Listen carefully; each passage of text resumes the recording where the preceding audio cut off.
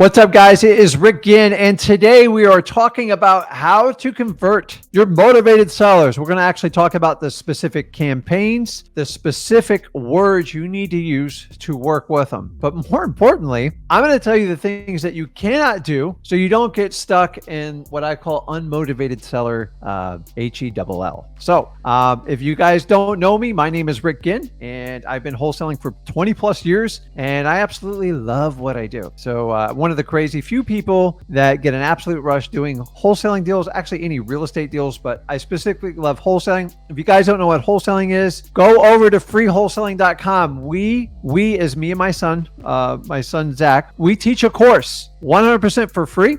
And we teach it not only how to get your first deal, but how to make your first $100,000. And if you want to learn how to do that, go over to freewholesaling.com. Don't worry, I'll put it up on the bottom for you. But today we are talking all about how to convert your motivated sellers for wholesale real estate deals. And if you don't know what a motivated seller is, I'm here to tell you. So you have to find people that need to sell their house, and you have to avoid the people that want to sell their house. And if you start from there, you can get an understanding of how wholesaling works. And what most people, they look for anybody selling a house, and that winds up being the biggest challenge. Wholesaling real estate, properties pick you. You don't pick the properties. Now, what do I mean by that is you don't just hop in a car and go, hey, I just want to buy that house. That is what we call a retail sale. And if you do that, you will drive yourself nuts. It doesn't work that way. The properties pick you. You don't pick your properties. And the sooner you understand that, the easier this business gets. So knowing that is, if we want the properties to pick us, you have to pick the right list. So everything you do when it comes to motivated sellers is always going to start with you being what we call a list ninja. And a list ninja is someone who spends a lot of time focusing on how to get the best list of motivated sellers. Now, I personally recommend getting government lists, or go over to listrei.com or zachdata.com. It's the best place to get it. The government lists are 100% free. It doesn't require a subscription or anything. You will have to work to get some of them, but I love them. Code violations and probates probably being my two absolute favorites, because I've been doing it for 21 plus years and I've never not gotten a deal from it. I've gone through droughts, but eventually I always get a deal off of them. So keep that in mind. Guys, if you have the right list, so a list is just a prospect of properties. I would love to tell you which one's going to sell to you. You have no idea who's going to sell to you on that list. So now you understand, you have the list. The properties are going to pick you. You aren't going to pick the properties. And so, okay, how do I move forward understanding that? I've already talked about this earlier. Stop trying to convert retail sellers. Just give it up. It's a waste of time. I guarantee you are never, ever going to win them over, and you're going to be stuck. So trying to convert retail sellers is an absolute nightmare. How do I know this? Because the first 2 years I spent every waking moment trying to do this, and it never worked out. You see, these properties are the ones that need realtors, and they need the market to tell them what the final price is, because they're usually asking an unrealistic price, and there's no money to be made on those deals. So one of the biggest keys is, most of you that are struggling in wholesaling are trying to make deals work that have no business even being in your pipeline. So just because a property is for sale does not mean it's going to be a good deal. So if you know that up front, it's much easier to work on this. So what are signs that you're trying to make something work that's not going to work? If you spend too much time on the comp, more than 10 minutes, in my opinion, you're trying to make the numbers work, because you're trying to buy the property even though the data says it's not going to work. So unless you get a price reduction or renegotiate the whole contract, if you're spending hours on running comps and calling friends and posting stuff on the internet, you're probably trying to convert a retail deal, and it's never going to work. Just save the energy. I'm telling you, you can spend 25 hours trying to convert them. You're never going to be able to convert them. I've never, ever converted one retail deal I've ever done. I've gotten deals off of it. I've made a few work, but for the most part, they're pretty much a nightmare, and it's a waste of your time in the wholesaling space. So that's where you wind up in realtor world. And unless you want to be in that world, please stop trying to convert retail sellers. It's literally a waste of time. This is all you have to do. You ready for this? You just got to build rapport. And once you have rapport, that is the gate that goes down to have people open up to you. You still have to take the rapport, saying, you know, I love your children's picture. I love that you fish. I love your old car collection. And you have to convert it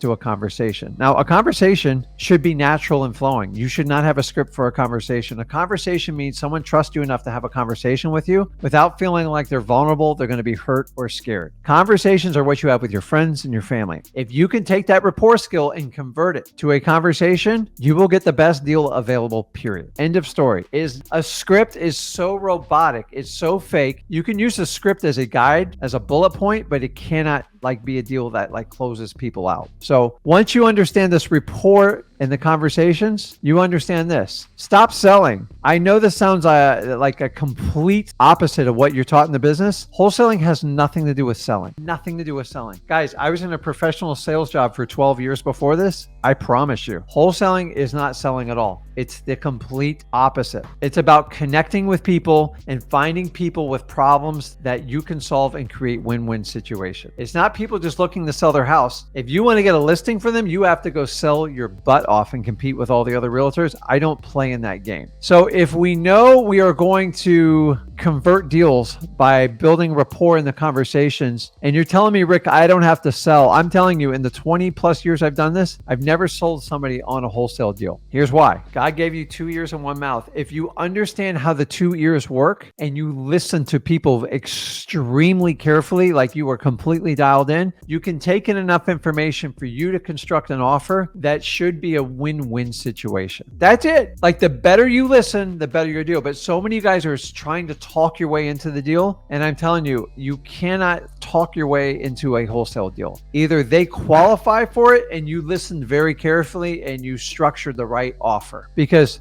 when it comes down to it, you're not selling. All you're really doing is qualifying, and you're doing exactly what you said you were going to do. And the only way you can do that is by listening very carefully. So many people love to talk, but very few people want to listen. Those that listen can take that information and actually construct an offer that will create a situation on what we call a win-win-win deal. And now, Rick, why are there 3? The seller's always first. It's got to be a win for them. You got to be solving a problem, making them happy. Number 2, it's got to be a good deal for you. You got to be making money because you're doing a lot of work. And number 3, it's got to be good for your cash buyer, which is basically going to be your partner in the deal, so to speak. Because if you do an assignment, depends on where you are in this business. Your first deal, your 100th deal, it's going to be different. But you have to always think win-win-win. And if it's not a win-win-win across the board, I promise you the deal will fall apart at some point at some time. Because if you don't have enough money in it for your cash buyer, they're never going to buy it from you. You're going to have to back out of the contract. If your seller wants too much, you're going to commit at a price that you can't follow through with, and you're going to disappoint your seller. And if your seller sells it too cheap, meaning they didn't make any money and you made all the money, they're going to be resentful and they're probably not going to close at the closing table. So if you do not fulfill the win-win-win across all 3 spectrums, you're rarely going to do a wholesale deal. And so what happens is most wholesalers, the seller agrees, you agree, but your cash buyer says, I can't because I can't make any money. That's not a wholesale deal. That means you didn't get the right price. It happens all the time, but I'm here to tell you, you must learn how to qualify in wholesaling real estate. Qualifying, in my opinion, is more important than selling, because if you walk people down the right path and let them know that you want to help them and work with them, that is really kind of your sales funnel, but it's not really selling. You see, when I'm selling a car, I'm telling you on why you want this car and why it's so beautiful and how it's going to make your life better. Think about when you're dealing with a seller with a problematic property. All you're trying to do is solve one problem for them to get rid of that property. And either they like you and they like what you're saying, or they don't. You are never going to sell them into doing a deal. You're never going to force them to make you a deal, and you are never going to win them alone on charm. And most people like that they feel vulnerable and they just want people to do what they say they're going to do. That's it. I'm telling you guys, it's like a huge secret. Now, I will tell you this.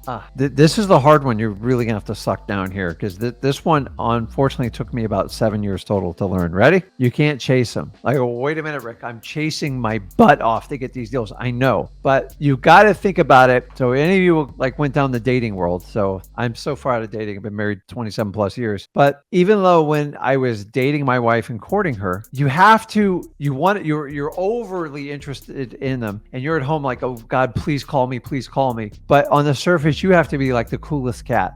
Okay, well, if it doesn't work out, it doesn't work out. And the problem is, if you pursue anything too hard, people, asset, on perfect conditions, it freaks people out. So I'm confident if I overchased my wife over 30 years ago, she probably wouldn't be with me today. Because if you overchase people, you freak them out and you scare them. Your sellers are no different. If a seller ever tells you seem very eager to buy this property, take note, because it means you've gone run over the line and you're freaking them out. I've had sellers tell me that too when I first started. I was so eager to buy stuff, I would like run over my own numbers. I'd run over my own like guidelines. And I'm here to tell you, think about the dog. I give you guys this analogy all the time. I let my dog out. I love the little critter. He drives me nuts. I let him outside in the backyard, a big backyard, and he takes off and then he disappears. So I don't know if you guys have a dog like that, but late at night, he disappears. He's all black. Okay. So it's dark. I can't find him anywhere. And then I see him a shade in the bush and I start to chase him. And every time I chase him, it's a game. And so if the dog's playing a game with me every time I chase him, what do you think your sellers do? The more you chase, the more you're going to get your butt kicked. And here's what happens is, it's just like if you're trying to like to date a person and you really like them. You got to be cool, calm, the charming individual, whoever you are, and you got to win them over. And even if they blow you off or they don't return your call the next day or they don't respond to a text, you have to be okay with it. So I always teach you about detachment. If you can do detachment, it works. It doesn't mean you don't care, and it doesn't mean you don't want to be with that person or whatever it is. But the thing is, if you show it too emotionally, you freak people out. And that's what a lot of you guys do in wholesaling. I've been there. I did it. Like right now, I go in to make an offer. I let them know. I go, hey, listen, if it doesn't work out, I understand. I get it. And sometimes they'll go like this. Every now and then, if you do not know the answer to that, here's a little trick you can do. Mr. Seller, what are you going to do if I don't buy your property? It just starts, you can see if that is a test to see if they will chase you. Now, if a seller chased you, you should be concerned too, because sometimes that means there's something dreadfully wrong with the property and they're holding it back from you. So it does happen, but I'm here to tell you, if they chase me too hard, I'm concerned too. So I recently had somebody chase me on a deal and found out the whole thing was fraudulent. And I kind of like, I knew there was something wrong with it. I just like, I wish it was that easy to make 150 grand, but they're trying to sell a property they don't own. And like we figured out in underwriting. Same thing. If you over chase and over pursue, people's intuition goes, why does he want the property so bad? Am I missing something? Am I giving it away too cheap? Like maybe I need to ask for more. So you don't want to chase. That is going to be the key.